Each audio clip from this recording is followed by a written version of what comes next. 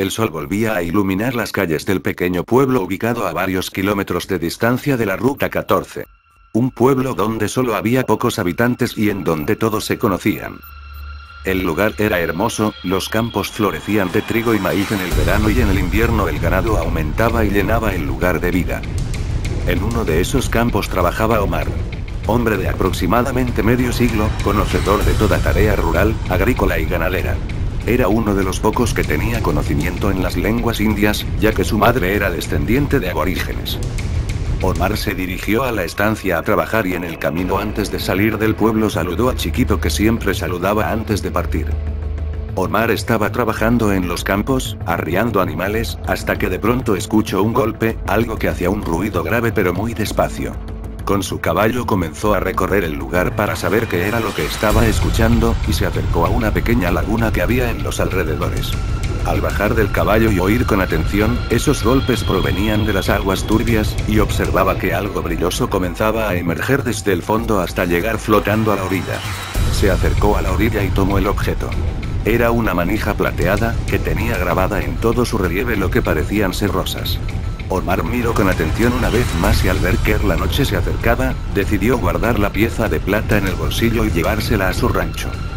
Fue hasta el casco de la estancia, subió nuevamente al caballo y comenzó a recorrer el oscuro camino, en donde no había otra luz que la de la luna llena, aunque las nubes dificultaban ver en la oscuridad. Mientras recorría el camino, algo extraño pasó. El caballo no quiso seguir, tenía miedo.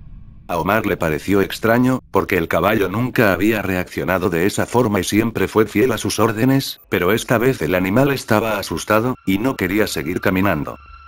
Omar bajó para tranquilizar al animal y así poder seguir su viaje, pero al ver nuevamente el camino, apareció en un cajón fúnebre, un antiguo cajón estaba tirado en medio del camino. A Omar se le pusieron los pelos de punta y no sabía cómo reaccionar. Para no perder la razón, se subió nuevamente al caballo y dio la vuelta para volver a la estancia, pero cuando dio la vuelta definitivamente el cajón volvía a estar frente a él. Estaba asustado y con miedo, no podía creer lo que estaba pasando, el cajón se aparecía por sí solo frente a los ojos de Omar que intentaba controlar a su caballo y también a él mismo. Al observar detenidamente el cajón, vio que le faltaba una manija en uno de sus lados, y se acordó de lo que le había ocurrido hace horas atrás. Recordó la extraña pieza de plata que tenía en su bolsillo.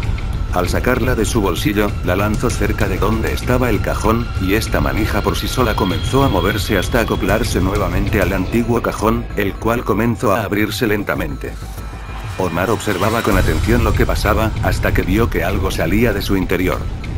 Luego de que una nube descubrió la luz de la luna, observó que la figura de un antiguo cacique indio se alzaba sobre el camino.